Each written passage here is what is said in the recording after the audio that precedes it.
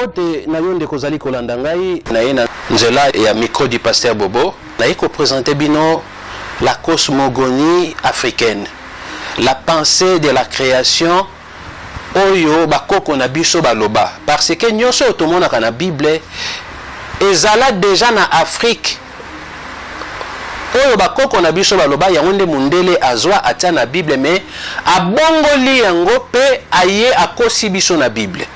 Esengeli ba pasteur nyonso bana na nzambe nyonso bazala conscient ya cette réalité.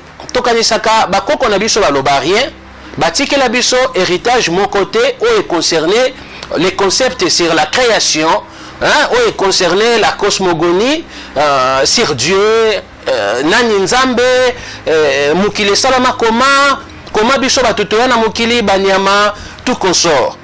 Bakoko na biso bakoma nyonso pe balobaka oralement batikaka héritage wana.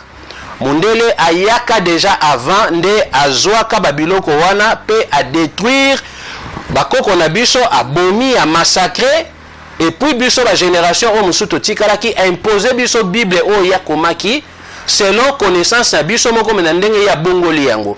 Yango tosambelaka toza Yesu, toza Bible, mais to souffraka, toza les pays pauvres, et vraiment toza dominé, asservi, toza anéanti, parce que tout ça c'est de la politique, tout ça est politique.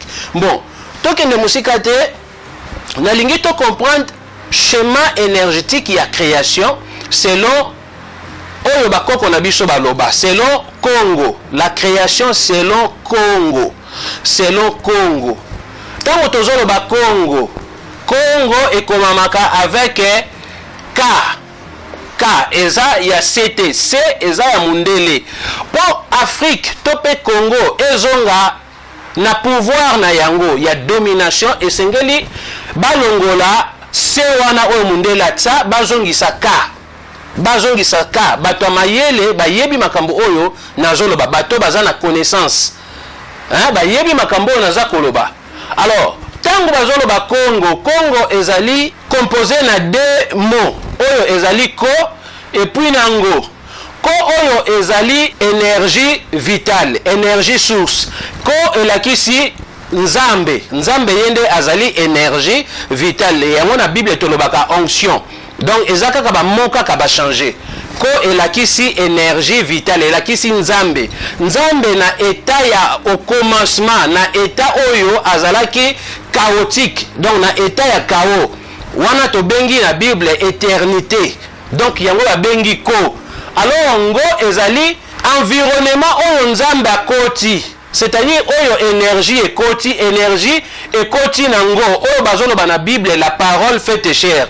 Congo, c'est la parole faite chair. Ngo ezali na état ya nzoto, donc ngo elakisi nzoto, ngo elakisi nzoto.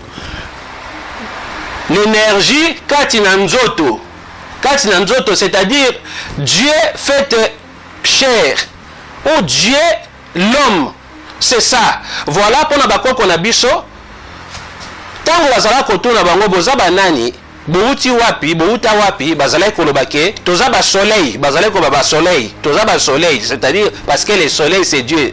Nzambe azali soleil, Bible zo ba yango bongo, Yesu Kristo azali l'étoile brillante du matin, azali le soleil de la justice. Babane koloba touta na soleil, donc ba uta na soleil ba kita na se. Mutu asalama na mabele te, mundele nde mutakomi ke mutu asalama na mabele, mais au fur et à mesure to comprendre pourquoi mundele aloba bongo mutu asalama na mabele. Ba koko na biso ba yindo, biso ba noir to uta na soleil, to kita ko kita. Oyo Bible ezoloba ezopesa biso ka bendis, la parole faite chair. Ba langage nyonso oyo ezali ya biso ba Congo. Africain nyonso azali Congo. Tango tozoloba Congo, ko ezali nzambe yemoko énergie vitale, énergie source. Momoni na éternité. Et puis ngo ezali état ya corps. C'est-à-dire nzambe akiti état ya énergie vitale na éternité, aye na état ya matière, na environnement ya matière o ezali ngo. Donc yango zo sala soleil dans l'homme, c'est-à-dire nzambe kati na mutu, nzambe mutu. c'est ça, nzambe mutango nani ezali l'homme noir oyo awutaki likolo akitaki na se akelama na mabele te, akelama na mabele te, et puis ezana mutu moko te akelama na mabele, ezali ba langage moko littéraire. Bomoni ezali ba langage moko littéraire nyonso ezali na explication nango selon la science, parce que la spiritualité c'est de la science. Ba koko na biso ni ba posaki la spiritualité, ba mathématiques, tout autre la médecine, l'astrologie, l'astronomie. Bomoni donc ba science nyonso tozomona yango ndezali la spiritualité. La spiritualité c'est la connaissance. Ça se pratique à travers les rituels. C'est-à-dire servir Nzambe ezali par des rituels. Par des rituels. Au fur et à mesure, tu comprends yango. Voilà, oyo bakoko na biso ba présentaki na mokili pe mindele bazwaki yango ba bongoli yango. Alors kati na création eloko nini Nzamba salaki? Eloko nyonso ebandaka na centre. Awa tozali na centre. Centre ezali lokola rond oyo na sali awa boye. Yango babengi centre. Rond oyo centre ezali noir parce que l'énergie ko oyo l'énergie vitale ezali na centre départ. Centre oyo ezali à l'image et à l'éternité. Donc l'éternité hors temps. Temps ezalaka te, c'était ça. Nzambe azalaka oyo noir, rien que noir comme graine moko boye, hein, et c'est bimaki yango moko botaki yango moko. Graine wana elaki mukie na ndenge ekomi ko se manifester et kokoma monene et bimisi o ezali ba fruit. Donc boko comprendre schéma oyo na kopesa bomona ke oyo Bible ezolobela biso eza nango kaka yango me bakoda yango na Genèse chapitre 1er na verset 1er balobi au commencement Dieu créa les cieux et la terre. Yango au commencement awa tozali na au commencement awa siko Nzamba bandi ko créer tozali na premier environnement, toye na deuxième environnement, pe toye na troisième environnement, et puis toye na quatrième environnement. Donc toye na 1, toye na 2, toye na troisième environnement, pe toye na quatrième environnement.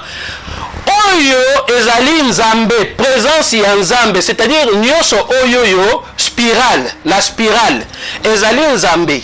Omoni ezali Nzambe. Donc, pourquoi 4 environnements? Parce que 4 environnements, oh, yangonde, ils ont constitué bon Nzambe, ils ont constitué l'être Nzambe. Yangonde, ezali Nzambe. 4 éléments, oh, ezali la terre, ezali le feu, ezali l'air, ezali l'eau. Au moni, l'eau, l'air, le feu, la terre, 4 éléments oyo yangonde mutu ezali ko constituer Nzambe. Donc yangonde ezali Nzambe. Ces 4 éléments oyo yangonde mutu ezali ko constituer mutu. Mutango oyo ezali l'homme noir. Tu comprends au fur et à mesure nani réellement l'homme noir, pe nani réellement mundele. Le péché est outi wapi? Le péché est outi na création à partir ya awa. En réalité, nous avons utilisé le mot péché parce que dans la Bible, biso ba congolais, biso ba africain, toyebi kaka le péché. Ndela la kisa biso le péché. Mais pour nous ba koko na biso, selon leur concept, il y a création, le péché zalate. Adam et Ève bazala na bango te ba existate. Omoni Adam et Ève existate et bana Israël bazala na bango esclave na Égypte était puisque Afrique ezali société matriarcat et tikala jamais que ça la esclave na peuple mususu. Donc matriarcat aza mama arandraka esclave te et ba européen ba créer l'opposition à matriarcat ba créer patriarcat. Bango mutu baranda ki l'Égyptien esclave rendre biso ba noir esclave et puis ba diaboliser après avoir ya kozwa connaissance ya Égypte ya biso ba noir. Tant tozo ba mot Égypte ezali momoko codé oyo za ko identifier Afrique. Donc code ya Afrique ezali Égypte to pe Inde batangaka Égypte to batangaka Inde ezali code ya Afrique. Connaissance nyonso oyo ezali na Bible makambo nyonso ba koma ba jango na Égypte. Ba romain ba grec bango nyonso bakenda otanga kuna ba Pythagore bango nyonso wana bakenda kotanga na Égypte. après avoir kotanga nde bayebaki na ko détruire oyo ezali connaissance nyonso ya Égypte po ba établir oyo ya bango. Donc ba détruire oyo existaki bazwi oyo bakozwa oyo bazwaki et puis ba établir sikoyo oyo ya bango ba imposer oyo ya bango ba massacraki ba africain nyonso ba égyptien nyonso et lelo oyo tozomona Égypte ezalaka kala ba noir plus que goudron lelo eza so bongo te parce que bakotisaki ba race mususu bakoti makambo mususu. Tout ça commence na centre likambo nyonso ebandaka toujours na mutu moko même projet et puis il y a qu'à la deuxième personne, troisième personne et mutu wana yonda zali centre. Tout comme Nzambe abanda na centre, likambo nyonso ebanda na centre. Et Nzambe akiti sikoyo na premier niveau. C'est-à-dire esengelaki à se décharger parce que na niveau oyo ya énergie ya puissance oyo azalaki yango lekai makasi akokai ko créer kuna te parce que puissance lekai makasi. Il faut à se libérer puissance wana oyo babenga na Bible ko se dépouiller. Amisali mutu à se libérer la puissance wana et à quitter la première environnement ozomona et puis à créer ou à créer qui aille les choses sur le deuxième environnement à créer ou à créer qui aille le troisième environnement à créer ou à créer qui aille le quatrième environnement à partir du premier jour tina 7e jour nzamba yaki qu'on se reposer na 6e jour nde à créer qui mutu to ya comment na 6e jour awa à la suite. Na 6e jour, tout le monde, na 6e jour, on a awa à la suite, comment va créer qui baton bazalaki combien, mais zalaki Adante FT. Au moment où zalaki Adante FT, bengaka première mutu maungu. Au moment donc, tu comprends la réalité, on a la définition, c'est-à-dire, Nzambe tango a se manifester na création à misali mutu. Donc, création, je parlais sur la reproduction, sur la projection de Dieu. En étant humain, à se passer pour Mutu. Tant à se passer pour Mutu, yesiko asali nini, Nzambe mère, pas bako na biso na cosmogonie africaine, c'est-à-dire na pensée aux ali ya création africaine, Nzambe za papa te maza maman. Europe nde ba mindele ne Mutu ba créer société topé culture patriarcat à l'opposition à matriarcat où existait déjà. Existait déjà. Bomoni, Nzambe aza mama, même Bible zolobela yango. Même Bible zolobela yango, Nzambe aza mama mais aza papa te po maman de mutu ametaka au monde. La création ezali eloko oyo yo o créé mais yo na création na yo boza eloko mokote, c'est ça la création. Produit oyo créé boza eloko mokote. Mais tandis que ko agendre ezake eloko yo agendre to moto yo agendre boza eloko moko. Omoni yango balobi Dieu a tant aimé le monde, il a donné son fils. Donner c'est agendrer. Il a donné na ba version musu balobi agendrer, Dieu a agendré. Voici les mystères. O ezali ya création. Alors Nzambe tango a créé na 4 o ezali dimension oyo. 4 dimensions na expliqué bino yango ne motoza ko constituer Nzambe.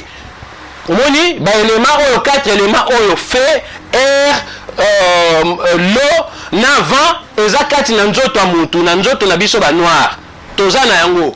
Alors lokola Nzambe asala ke sengela ke asala sengela ko azonga na centre parce que centre ezali demeure na ye. O watolo ba lokola paradis. Ndenge mundela yebisi biso paradis mais paradis ezalaka te. ezalaka te bakosa biso yango to souffrir bayebisi biso ne pensez plus aux événements passés tosala eloko sika errer les pauvres en esprit car le royaume des cieux est à eux et voilà tozokufa na Yesu na Bible tozokufa toza ba pauvre entre temps Nzambe apesi biso nyonso mundele ne mtazo ba biloko na lekeli biso maele. Il est temps que chaque pasteur a conscience ya kozonga na bokoko na biso ya bonzambe na biso, c'est-à-dire science na biso o ezali la spiritualité yango nde ezali authentique. Sinon nyonso oyo bakoma na Bible ezali kaka ya biso mais tokomi kosala yango sous couvert mundele. Voilà tango tozo prier ba bénédiction ya biso nyonso ekenda pa mundele momoni batieli biso prière batieli biso la foi. Toza na besoin de la foi te po toi na besoin toi na tout. Toza besoin de prier te po toza banzambe. Dieu ne peut pas prier ko iko prier te. Toza banzambe. Bible même elobelango. Ozomona mais pendant ki mapenza mbangu na pasteur Bobo tokoya na ba question na nzela o ezali ya démonstration on azo sala comme ça to ozali susu ba détail. Donc lokola Nzambe awa tolo balokola paradis akitaki lola ndenge Bible akitaki lola amisali mutu esengelaki sikoyo ndenge asilisi na 6e jour pe na 7e jour apemi esengelaki azonga kozonga wana yango nde mutu ko se retrouver na centre kozonga sali susu évolution wana énergétique vitale po azonga na centre yango nde ezali repos omoni yango nde ezali repos c'est-à-dire kati na repos awa tant balo ba repose en paix et je parlais sur la mort voilà nzamba kufa donc to priaka na ignorance Dieu akufa donc muto akufa jamais bokoki ko prier ayoka binote po nzambe wana asali biso nde banzambe apesi biso bonzambe na ye azongi sikoyo na centre na état na ye oyo ezali ya centre akofi a se reposer voilà tant balobaka que ton âme repose en paix repos ezali kokufa omoni ezali kokufa mais biso nde sikoyo nde mutu to remplacer nzambe wana omoni mais en réalité nzambe c'est l'énergie kufa raté mais ce sont des langages oyo ezali énergétique oyo ezotalisaka ke état ya nzambe la cosmogonie to pe la divinité de Dieu aza lisusu te ke biso to prier nzambe po tozwa quelque chose biso nde mutu ifo tosala yango moni mundele asatandaka na sauveur te mais aimposa les sali pa bafricain pa na biso banoir biso nde mutu ozela sauveur toza kosatango na sauveur navandaka na poto namonaka mundele te na makambo oyo sauveur akoya kosauve bango onini eza kaka pa banoir donc tolamuka nzambe bokoki kobondele ndenge nyonso akorépondre bino te akosala te parce que nzambe aza na état ya mort cérébrale nzambe akufa rappelez-vous tango Eli azoloba na baprophète abal ala moso alali kolala ezali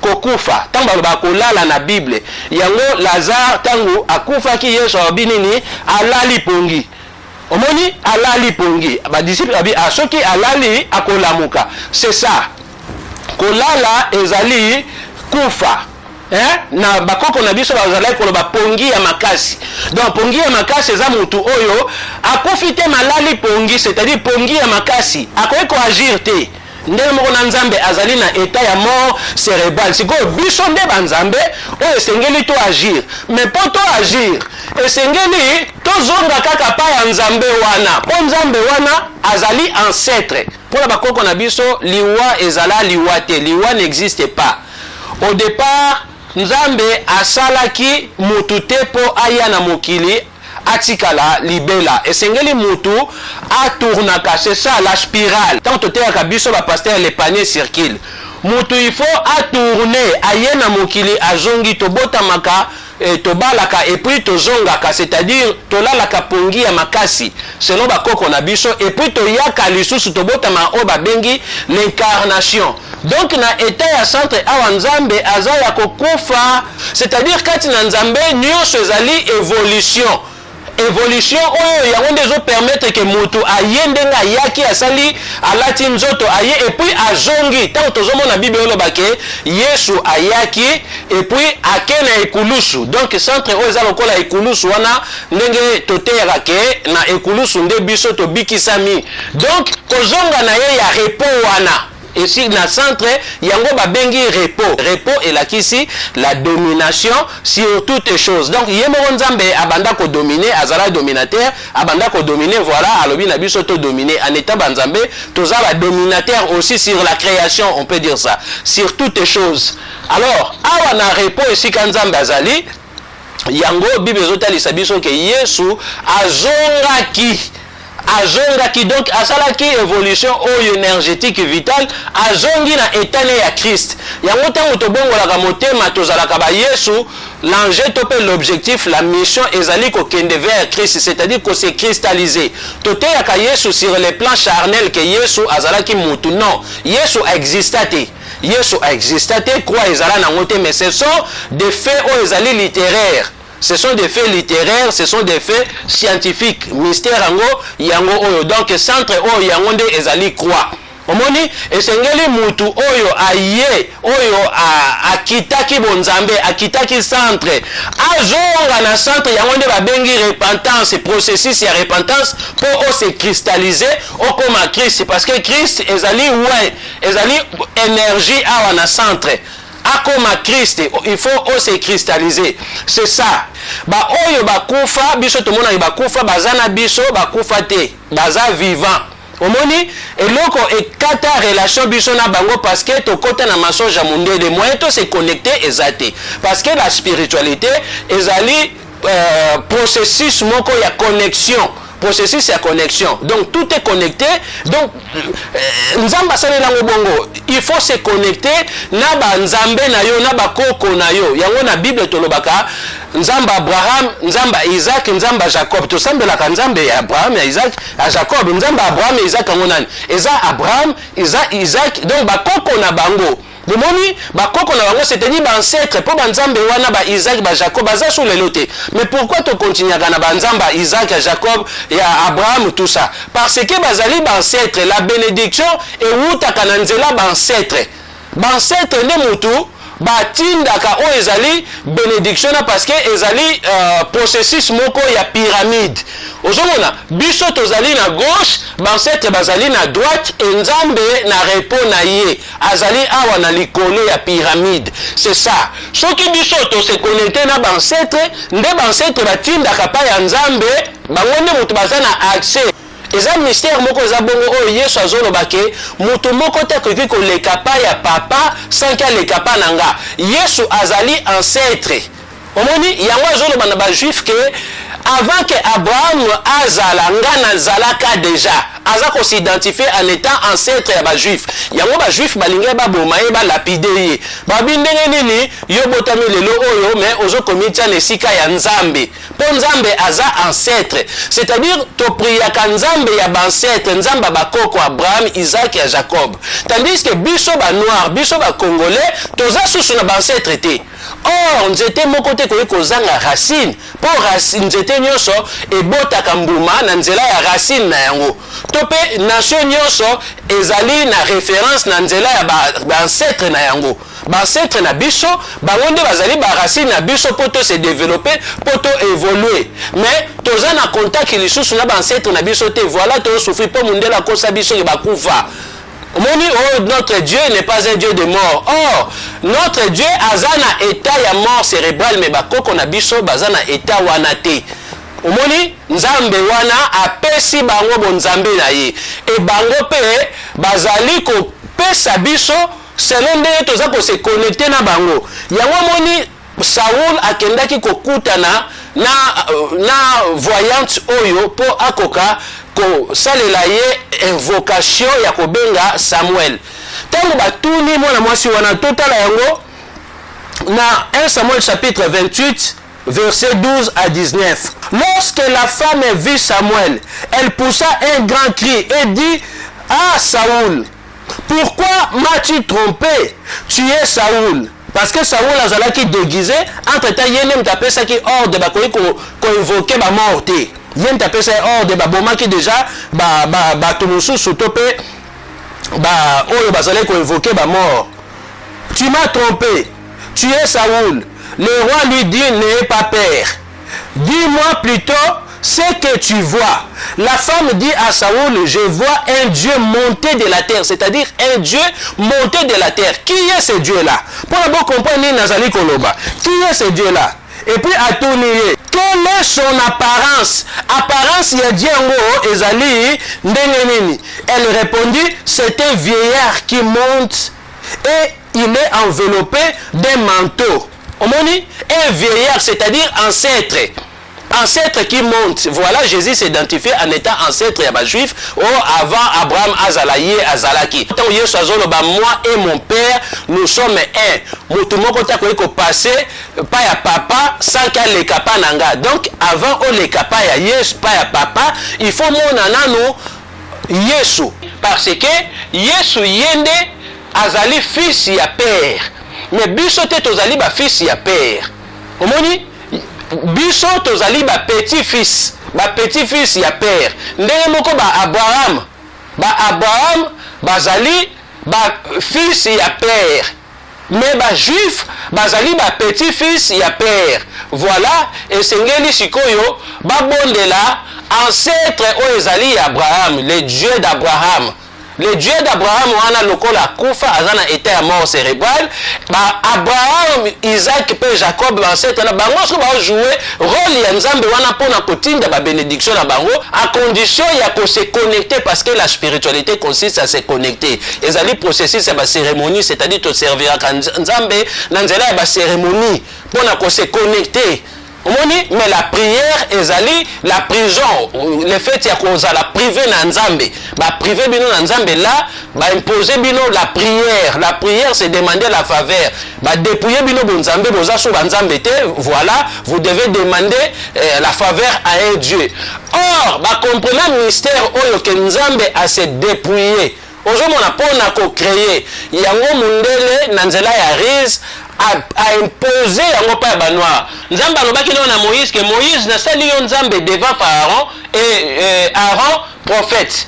Mais tant que Moïse a confié Josué ne moto azwaki rôle wana azwaki mission nzambe alobaki na Moïse na sali yo nzambe devant Pharaon omoni nzambe azalaki nzambe ya Moïse mais nzambe ngo a se dépouiller asali nde Moïse nzambe c'est-à-dire nzambe ngo akoti na état ya mort cérébrale.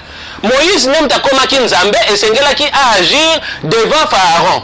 Sikoyo tango Moïse akufaki eloni ne pasaki nzambe ayebisi Josué alobi Josué naza nzambe ya Moïse ozomona mais soki o agir fidèlement ndenge mon serviteur Moïse. Donc Moïse même tazalaki fils ya père. Mais Josué azalaki petit-fils ya père, c'est-à-dire nzambe azalaki ancêtre ya Josué. Yango nzambe alobaki na Josué médite les jours et nuit, livre oyoyo loi médite les jours et nuit afin que on réussir na nyonso okosala. Ozomona on réussir na nzela ya nzambe ya Moïse. Ya nzambe ya Moïse, c'est-à-dire ya koko na yo, c'est-à-dire sans qu'on passe pas ya nzambe ya Moïse, sans qu'on passe na Moïse, sans qu'on passe aux années na Abraham, Isaac, Jacob, jamais beaucoup qui se développer, jamais beaucoup qui se réussir, jamais beaucoup qui s'en sortir, qu'on soit bon sommet parce que boza na norme te o ezali ya évolution énergétique, c'est-à-dire un schéma ezali naturel, puisque la parole de Dieu ezali la nature. Beaucoup qui tout qu'on falsifier, les ba falsifier Bible ba changer tout pour na rendre biso esclave, biso ba noir ba congolais, mais jamais ba falsifier ka ezali la nature. Jamais parce que la nature yemoko nzambe. C'est ça la nature. Total ici 4 éléments à la nature. Ezali fait maï, vent, na l'eau. Ezali 4 éléments à la nature où ils ont constitué nzambe. Donc Josué azali toujours censé pour invoquer nzambe wana ya Moïse.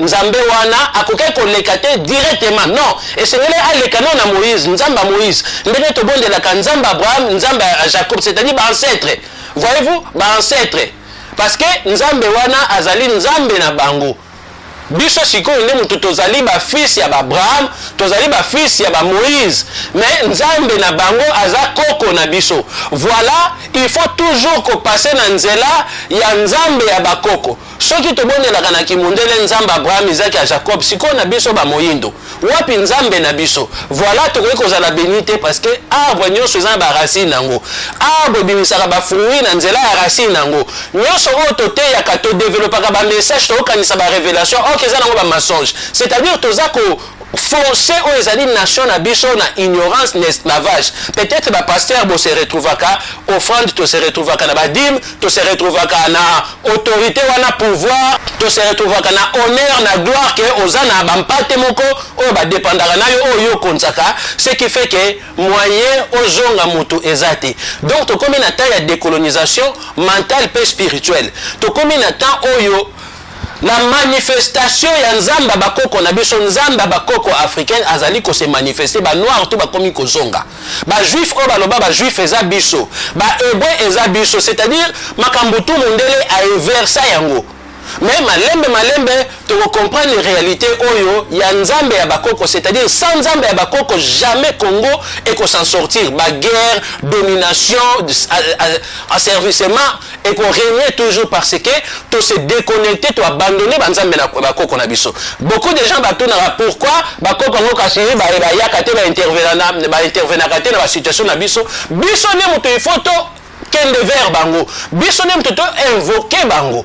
Omoni biso ne moto il faut to parce que c'est de la connexion. Basale la kanzambe te ndenge to priaka ba bengi ngo prière. Prière c'est être privé de Dieu. Croire c'est être privé de Dieu parce que les concepts où ils allaient à christianisme, ils allaient qu'au croire. Ils allaient qu'au croire, ils allaient qu'aux à la foi.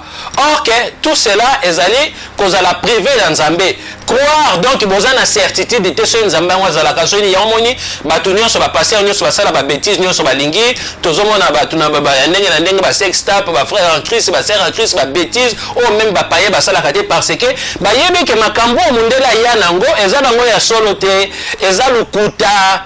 Donc nous allons aventure et qu'on me manque à biso nulle part 400 ans, sur 430 ans, bah noir biso to vendre l'esclavage peut continuer. Donc il est temps que pasteur nous soit à conscience qu'on se libérer. Bah c'est la libération mais bah c'est libéraka. Au moins tokoki ko penser te na biso moko malgré bazo boma bana na biso bazo décapiter basi bazo violer mundela zo continuer toujours qu'on soit contrôle bazo créer ba groupe ba rebelle biso va passer to continuer amen. Nous devons arrêter ça. Nous devons arrêter parce que le rôle de pasteur est allé, il y a qu'à battre la mboka, il y a qu'à veiller sur le peuple naïe. Le rôle de pasteur est allé offrande d'été, est allé d'imiter. C'est-à-dire, et c'est tu comprends le temps où tu as traversé, tu as un temps de décolonisation mentale et spirituelle, tu as total la Bible, na lei où est allé décoloniser. Donc il faut il faut examiner la Bible, ne méprisez pas la prophétie, mais examinez toutes les choses. Les vérité nous soyez bani que monde la kosabiso. Makambo nous ba comment la Bible zala na ngote oh ba Jericho bana ba kenda ki ko quoi samira Jericho ezala na ngote. Makambo to ya Bible eza na preuve mon côté historique, mais ça ba concept mon côté littéraire. Pour la organisation, il y a monde qui maintenir l'homme na ignorance. Plus précisément bah africains, nous les noirs, biso les congolais, yangomoni, tozana Yesu, mais mingi va se poser la question, oh, pourquoi nous souffrons? Tozana Yesu, tozana la Bible, mais tozana les plus pauvres, yango ba kontakano les pays les plus pauvres du monde, ba kontakano, tandis que les pays est riche.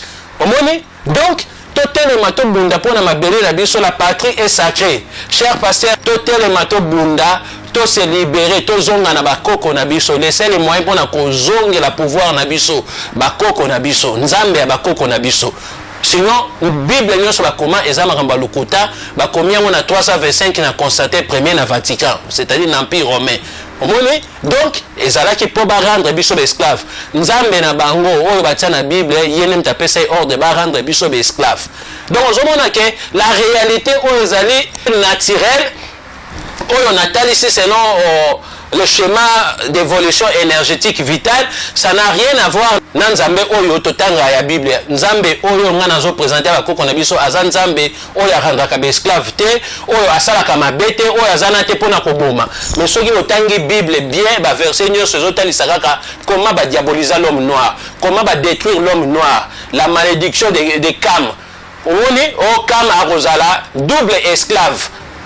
Il y a ba Sem, na ba Jafet tout ça et biso africain tozalaki toza double donc tozala to sibisaki double esclavage. O ezali ya ba arabe na ba occidentaux. Baza bango moko. Ezaka ka bango nyoso ba mindele nde biso na ba africain na ba noir biso tolobaka mundele. Donc c'est-à-dire or noir ezaka ka ba extra noir.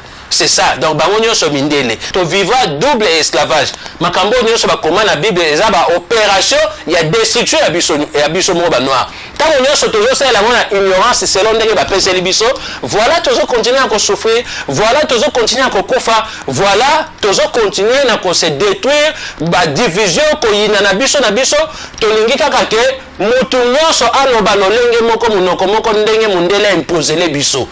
Mais ce qui kaka moko atelemi to comprendre la vérité. Allez, to komi bineni na ye.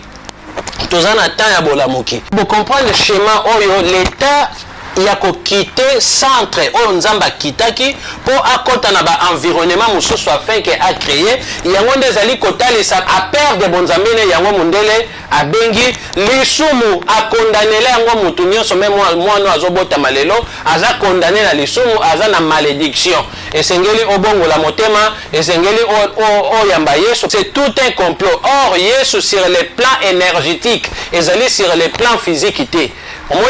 Donc tu comprends déjà que Christ nani Yesu nani Yesu sur le plan physique ou ça là que l'énergie qui est Christ et l'attaque nzoto nde et se manifestaki na mokili biso yoyo o ba yindo nde mutozali ba Christ tozana besoin te ya ko prier tozana besoin te o ezali ya ko senga faveur pa mutu songolo pa nzambe songo parce que tozaba nzambe yango nde ezali concept ya bakoko na biso o batike la biso tozwa connaissance. Le seul homme libéra qui a connaissance. Nzamba Pambola Bino, c'était un grand plaisir. Il y a passé message au na MPB TV. Merci mingi pasteur Bobo Kopé Sangaïta. Il y a passé message au merci na balandinyo sur la micro du pasteur Bobo. Pe na balandinyo sur la Lukubika TV. Il y a Lukubika TV, Nzamba Pambola Bino et tout le monde nimbala ya sima à chaque fois na roleka awa na micro du pasteur Bobo comme d'habitude pour na kotalisa suite ya message oyo. Bokoki kolandanga aussi na Lukubika TV. Bokoyeba lisusu message oyo na dimension yango mobimba. To mona ni bolemba la sima